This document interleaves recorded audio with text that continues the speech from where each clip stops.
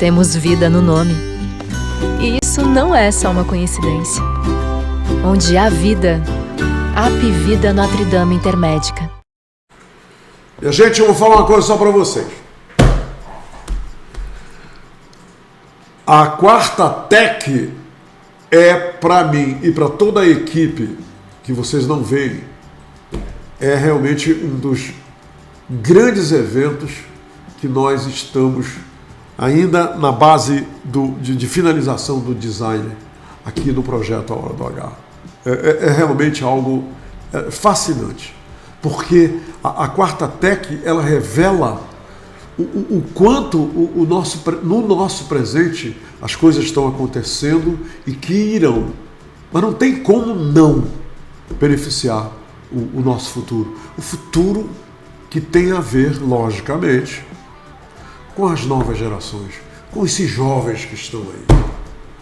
Então, quando eu leio que Manaus é uma das cidades que se destaca na questão dos jovens nem que nem estudam e nem trabalham, e quando eu venho para cá e ouço especialistas entregando as informações, falando sobre o que está sendo desenhado e que precisa naturalmente ser absorvido pelos jovens, aí eu saio daqui sempre com a tocha da esperança ainda mais ardente, porque o que eu mais desejo na minha vida para a juventude de hoje é que essa história de nem, essa estatística, esse número caia e que Manaus um dia venha a ser destaque pela eliminação desse crescente número de jovens que nem estudam, nem trabalham e que, consequentemente, não tem futuro nenhum.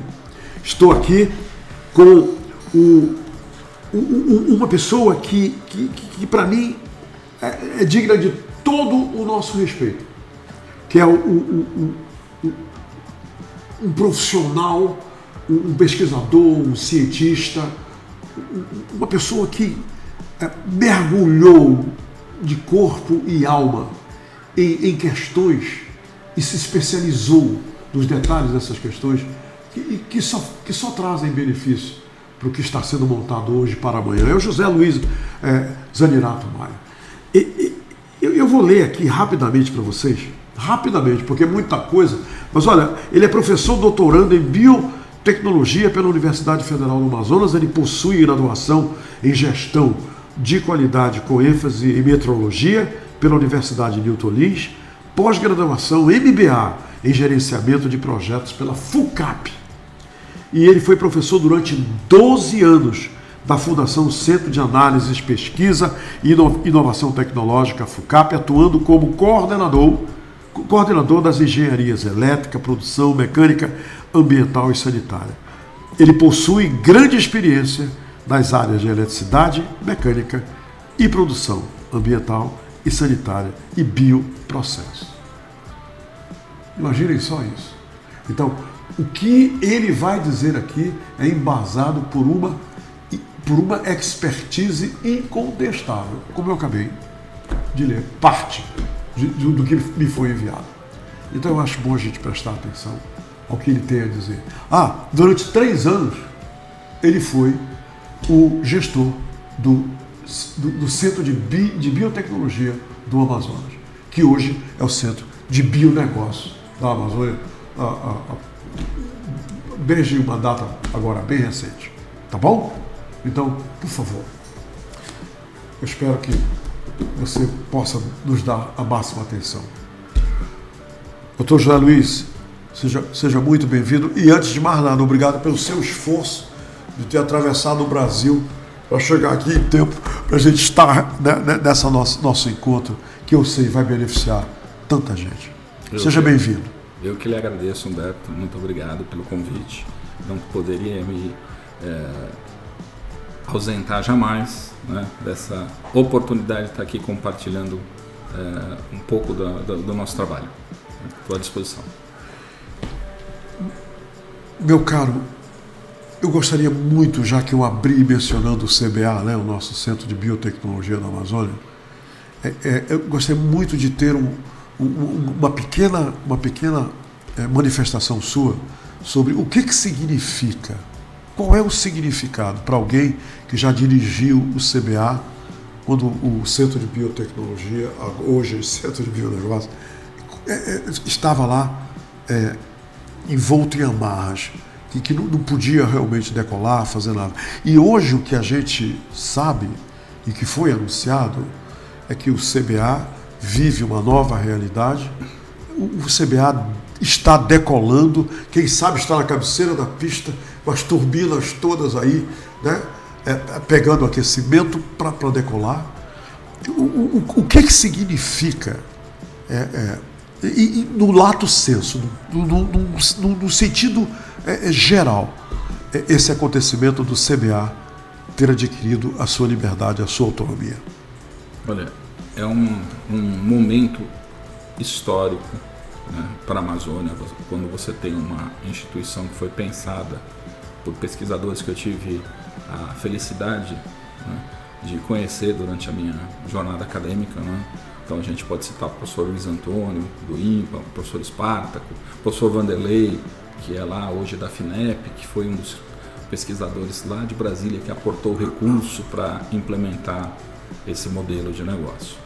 Porém, dentro do período em que eu estive à frente do CBA, o pessoal fala muito sobre gestão pública e fala falta de recurso. Eu sempre deixava dinheiro quando gestor do CBA, né, enquanto gestor do CBA. Essa falta de recurso parece assim que faz parte de muitos discursos, né? Inclusive na época eu tive com o secretário da SEDECT, né, que depois virou CEPLANCT, né? Sim. E fui procurá-lo e num determinado momento ele falou: o que o senhor quer? Eu falei: não quero nada, eu quero saber onde eu posso lhe ajudar. E ele me disse: foi a primeira vez que alguém vem, gestor público, vem aqui e não vem pedir dinheiro. Eu falei: não, eu preciso transformar o CBA em algo que gere resultado, e é isso que a gente espera desse atual CBA.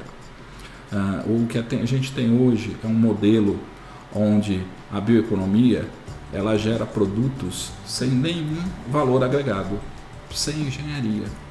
Basicamente, quando a gente fala de bioeconomia, a gente tem diversas dimensões da bioeconomia. Você pode falar da agricultura, pecuária, podemos falar de turismo. Se a gente falar de turismo, dá vergonha, Humberto. Você sabe do volume que a gente tem de turismo no Brasil, quanto que gera de recursos para a Amazônia? Traço. A Amazônia perde os principais focos para o ecoturismo e turismo de negócio, estão no sul e no sudeste. E nós estamos falando de algo da ordem de bilhões que movimenta o turismo. Porque a gente não tem infraestrutura, porque a gente não tem segurança e a gente não tem principalmente informação. Eu me lembro bem, no início da década de 2000, uma manchete que impregnou todos os meus sentidos.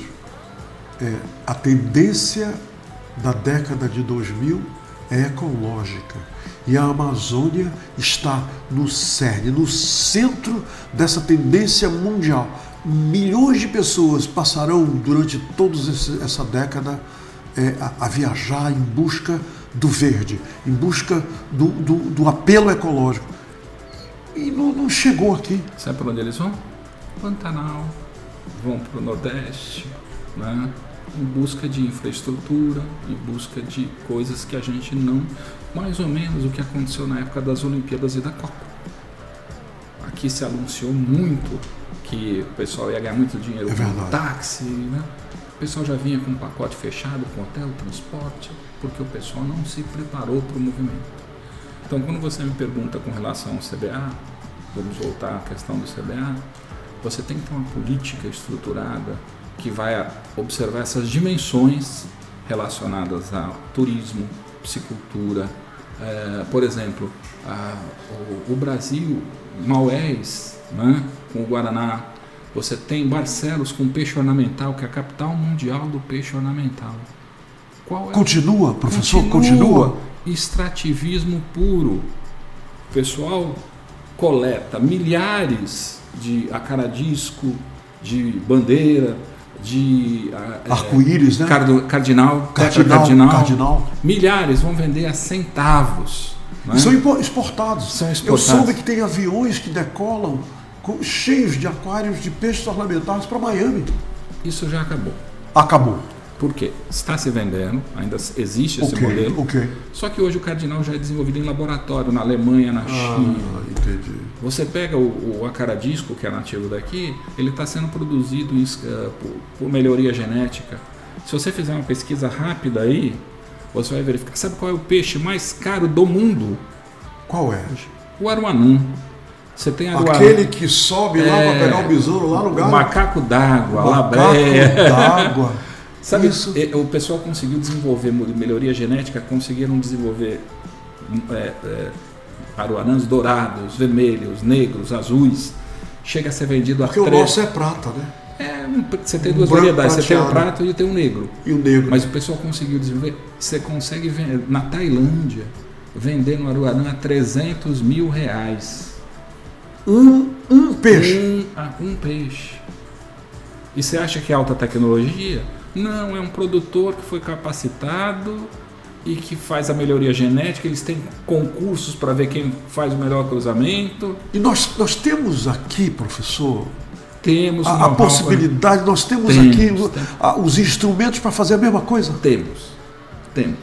E o que é isso? E baixíssimo custo, não estou falando de alto custo. Mas não usamos esses instrumentos. Não usamos, não tem política pública. Aí vai dizer, não tem dinheiro. Verba tem, quando você mostra Lá que tem vem retorno. a tal das verbas, o dinheiro. Mas existe muito dinheiro para isso. A questão é você criar um modelo que seja sustentável. Você não pode ser um modelo que olhe por um aspecto só, você tem que ver aspectos. A gente tem os 17 ODS da ONU, que fala sobre basicamente cidadania, acesso à água, acesso a trabalho, trabalho, ou a questão de cidades sustentáveis para não gerar, e tudo isso a gente já tem tecnologia. Tá aí.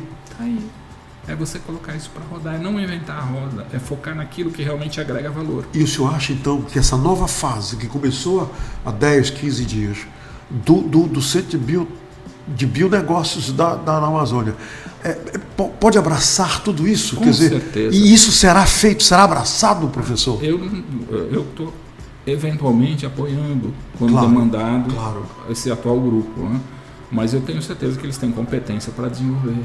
Isso tem que ser planilhado, porque Eu acho que o ânimo lá deve estar altíssimo para realizar tanta coisa que não estavam sendo realizadas. É uma impressão que eu tenho. inclusive, você sabe, eu estive ontem com o secretário executivo da Economia Verde, lá em Brasília, O Hollenberg, não é? Hollenberg, e com a equipe dele, justamente tratando de aspectos relacionados à economia verde. Qual foi o clima e o sentimento que o senhor captou assim, do Hollenberg? Que ele agora é o... Ele está muito empolgado com Ele é a questão do cabeça CBA. de tudo isso, não é? Ele está muito empolgado com esse momento do CBA. Mas isso tem que ser feito de forma estruturada. O que eu digo de forma estruturada? Você tem que garantir a continuidade do processo. Não adianta a gente começar a fazer um trabalho, ali na frente existe uma mudança e se perde tudo aquilo que se foi aprendido. Entendi. Então a gente tem que criar um modelo que se tenha, com certeza, a valoração. Principalmente, Alberto, uma questão que não é ponderada, reconhecimento do conhecimento tradicional dos povos amazônicos. Isso é o que dá diferencial para o mundo globalizado em que a gente se encontra. Vamos dar um exemplo aqui, professor, para que as pessoas entendam exatamente isso que o senhor acabou de dizer. Por exemplo, esse chá aqui de quebra-pedra é bom para isso, por causa disso. Essa oração aqui, eu rezo em você e essa febre passa. Quer dizer, são esse tipo de conhecimento original, Exato. autóctone, que precisam ser valorizados. Imagina o seguinte, hoje, como é que se comercializa o Guaraná para fora? Ou xarope ou pó, certo? Em barra eu acho que nem se faz mais. Né? Imagina, exatamente, Humberto. Imagina quanto que alguém da Europa pagaria por uma barra de Guaraná que a gente só vê em Maué, você não vê feita por um Sataré Maué, lá em Maué. E com Mirantã. Com Mirantã. E com Mirantã, professor. E a língua do pirarucu para fazer. Sabe quanto? Fazer o pó. Aqui, quanto que a gente pagaria para isso? R$10? R$20? Quanto que um europeu pagaria porque ele está pagando pelo intangível, pela experiência. Você acredita que eu tenho uma barra de Guaraná com Mirantã? E a língua do pirarucu eu tenho? Eu tenho em casa, professor. Eu também tenho. Você imaginou isso? Quanto que um europeu pagaria? 100 euros. É verdade.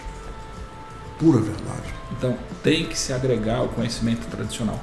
E uma outra questão importantíssima, só para encerrar essa resposta com relação ao CBA, o mundo hoje ele trabalha com 2 pilares. A avaliação da conformidade de produto, né? E a questão de normalização. O que quer dizer isso? Quando alguém está vendendo hoje o açaí dos Estados Unidos para a Europa ou para a Ásia, quer seja ele pasteurizado, liofilizado, não é o açaí do Humberto do Zanerato, é o açaí do Amazonas. E a gente sabe que a gente tem uma cultura com relação, infelizmente, com relação à segurança alimentar, tá? Em que o pessoal usa água do igarapé, o pessoal não tem...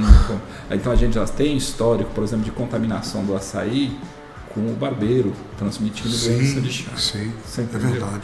Imagina isso acontecer fora do Brasil. Não vão dizer que é o açaí do Humberto e do Zanerato, vão dizer que é o açaí da Amazônia, corre risco. E acabou. Para você reverter essa... É o tiro de misericórdia. Então o CBA ele tem que atuar na parte de certificação de produto para romper barreira técnica e comercial dos mercados, garantindo Fabuloso a segurança alimentar. É isso. Porque o produtor ele não quer que ensine ele como produzir. Ele precisa de um facilitador. Porque o barbeiro tem como hábitat natural lá o cacho das sementes do açaí, ele está lá dentro. Aí pega o cacho, bota lá, e se não houver a segurança, eu tomo um açaí e eu adoeço. Aí nós vamos ter que certificar as pessoas que estão fazendo esse manejo. Primeiro, para garantir que são pessoas que não estão em trabalho escravo, nem trabalho infantil, claro. Né? Que sejam daquela região de fato, porque senão a gente vai começar a ter invasão para a gente querer produzir, né, e se beneficiar. Você tem que avaliar o processo em todas as etapas para garantir a higiene e, por fim, certificar o produto final. É isso. Fantástico. Professor, agora é o seguinte. Quando eu recebi o release para o meu dever de casa, para a gente conversar, assim que eu chamo, eu li algo aqui, logo no cabeçalho, que me encantou, e eu falei, eu tenho que localizar o professor José Luiz para nós conversarmos. E o que eu li foi o seguinte, falando a seu respeito, no meio lá do seu CV. Estou trabalhando em um projeto para a Prefeitura de Manaus, através da SEMAS, para desenvolver tecnologias para a recuperação dos igarapés de Manaus. Além disso, estamos desenvolvendo pesquisas com base no uso de fibras vegetais de origem amazônica, com a intenção de estruturar cadeias produtivas para o interior do estado. Esse parágrafozinho aí, eu entrei em estado de graça. Me diga uma coisa, o que é isso que vocês estão desenvolvendo? Que tecnologias são essas que vocês estão desenvolvendo para recuperação dos igarapés de Manaus? Eu acho que eu sou ainda um dos poucos remanescentes em Manaus que tomam banho no igarapé do Crespo. Eu tomei banho no igarapé da Ponte da Bolívia, no Tarumã Sul, no Tarumã lá que tinha cachoeira, lá o Taramã Mirim, somos das cachoeiras. Eu tomei banho aqui, me divertindo nos sábados à tarde e domingo, no igarapé do 40. Eu tomei banho no igarapé que corta educandos, e hoje, se eu fizer isso, ou qualquer pessoa fizer isso, vai morrer. Sim. Vai adoecer. Me diga uma coisa, que tecnologias são essas para a recuperação dos igarapés de Manaus que o senhor está desenvolvendo esse projeto com a Prefeitura de Manaus? Que notícia! Obrigado. Inclusive, a gente está avançando bastante nessa questão para que a gente inicie o mais rápido possível esse projeto. O difícil é a gente fechar escopo, tá, Humberto? Porque cada dia aparece um problema diferente. A gente tinha feito um projeto que tratava de algumas questões que já estão implementadas e definidas. E aí quando a gente chega numa reunião, fala, olha, mas você pode acrescentar mais isso que está gerando um problema? Né? Porque apareceu um problema novo aqui relacionado ao processo. Eu não vou nem citar essas questões aqui, Claro. mas assim, de forma geral, uma coisa que tem que ser entendimento é que a bioeconomia, ou principalmente biotecnologia, não é uma ciência. Ela é um composto de diversas áreas de conhecimento. Então você tem engenharias, onde você tem engenharia elétrica, engenharia mecânica, engenharia de automação, tá? Você tem física, você tem química, você tem a área de biologia, você tem a área de saúde, você tem a área de humanas, Sim. tá? Porque a gente tem experiência com outros projetos em que você foca num determinado aspecto e não enxerga os outros. Então você tem que ter essa visão holística. O teu projeto ele tem que ter uma abordagem holística. Então, na realidade, o projeto não é meu. Eu estou coordenando um projeto em que tem coordenadores que são pesquisadores de renome em cada uma dessas áreas, que vai ter um pacote de soluções. Então a gente vai tratar, por exemplo, o que é resíduo sólido, que a gente vê na época da cheia do Igarapé, aquele monte de entulho, de isopor, de madeira, plástico. O José Luiz, lá na CEMUSP, me disse que são recolhidos mensalmente aqui em Manaus 37 toneladas de lixo dos igarapés. Sim. Para quê? Para onde vai esse lixo? Pois é, pro lixão, né? Pro lixão, mas o lixão já está Eu acho obsoleto, né? É, total. Então, assim, você jogar fora, porque quando a gente chama resíduo, desculpa ser um pouco didático, professor, quando você fala lixo, né? Lixo não vale nada. Resíduo gera dinheiro. Essa é a diferença, então. Essa é a diferença. Então, o que fazer com aquilo para devolver valor para a cadeia produtiva? Claro. É o que a gente chama de economia circular. Tá? E isso tem tudo a ver com o processo de reciclagem. Ninguém vai jogar fora se ele estiver ganhando dinheiro com isso. Ninguém. Você precisa dar uma contrapartida, porque se você tem algo que você acha que é lixo, você joga fora. Quando você dá uma solução e aí você traz a comunidade junto com a equipe para conscientizar para que ele deixe de fazer isso. Tá? Então a gente tem um trabalho que vai começar a ser implementado em curtíssimo prazo, porque a gente tem esse projeto é de curtíssimo prazo. Uhum. Não é um valor.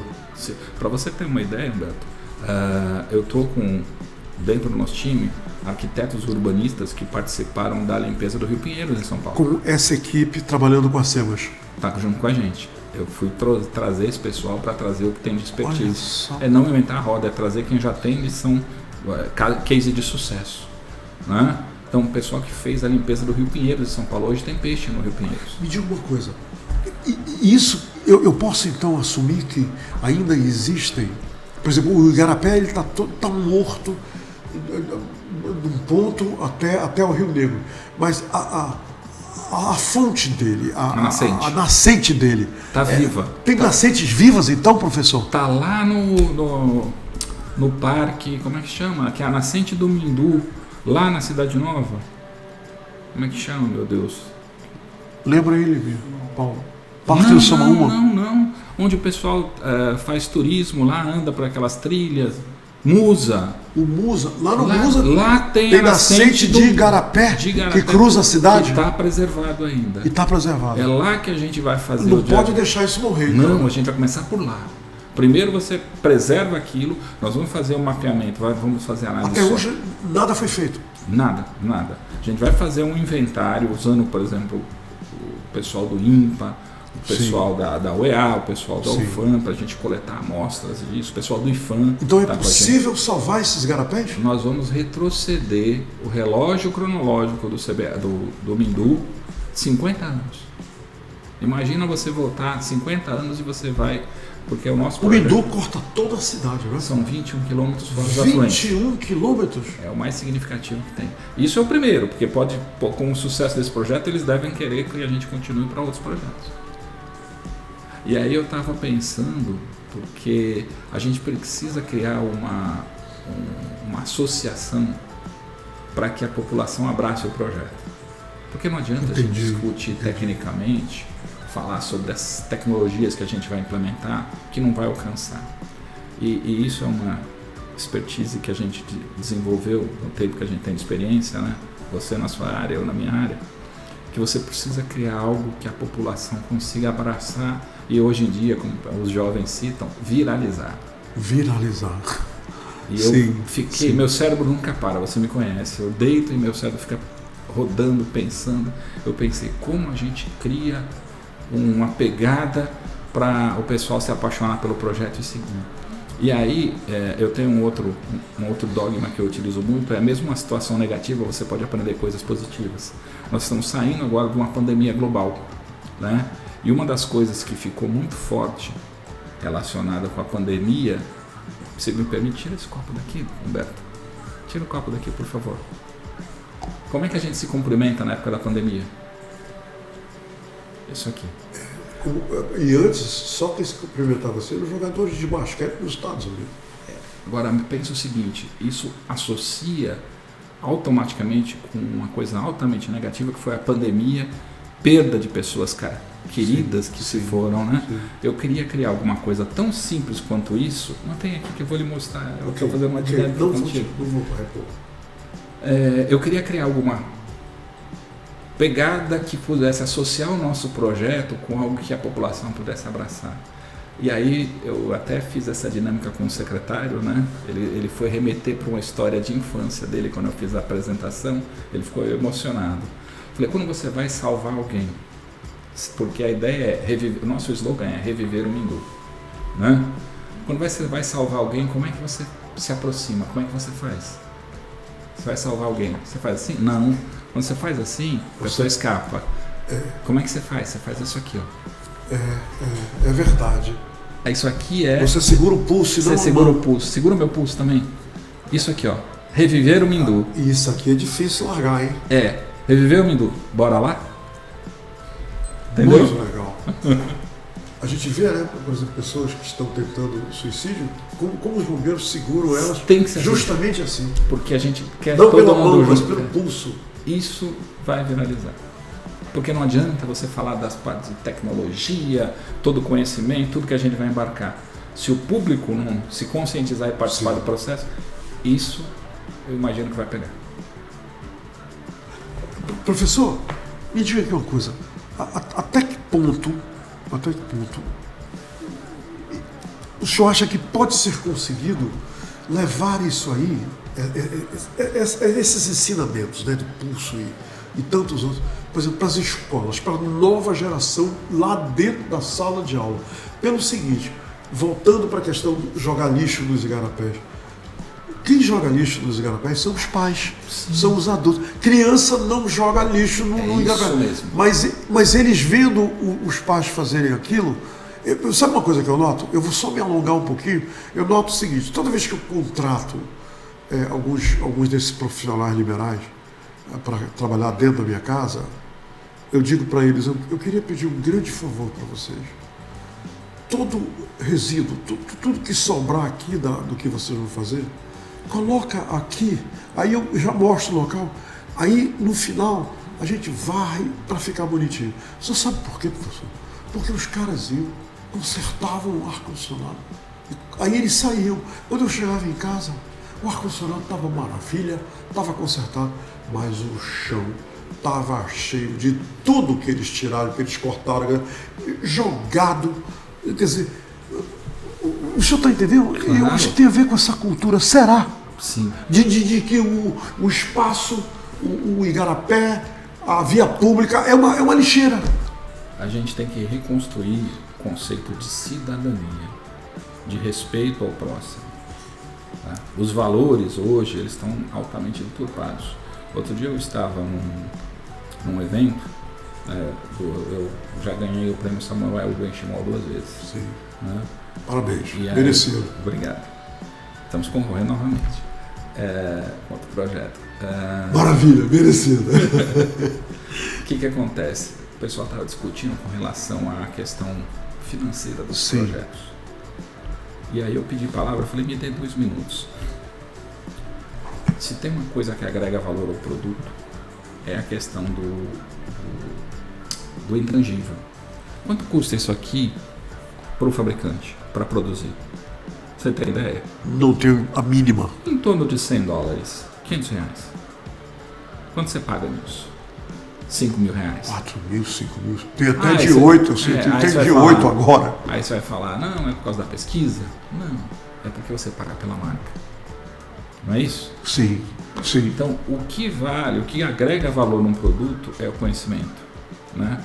E nós estamos perdendo a nossa identidade. Esse fenômeno da globalização, de forma geral, a cultura amazonense, antigamente qual era a nossa comida tradicional? Jaraqui com farinha. Sim. Hoje em dia o pessoal quer passar a comer um hambúrguer, quer comer sushi, quer comer pizza. Então, Eu sei de famílias que o almoço, porque o pai e a mãe trabalham, é hambúrguer, que já pede, aí vai entrega, aí resolveu o almoço.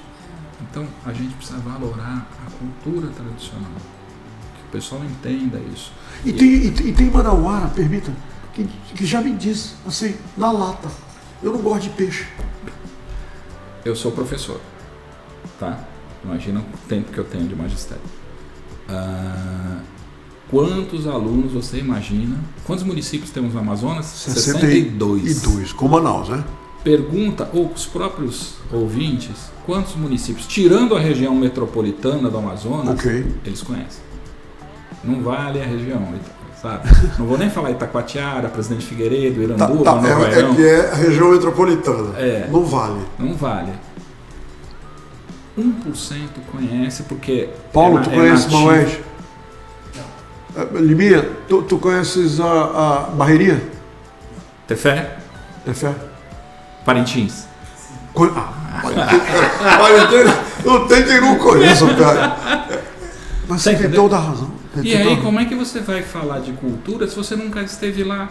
Então tem muita gente legislando sobre a Amazônia, falando sobre a Amazônia, e não conhece as endemias, as questões específicas da nossa região.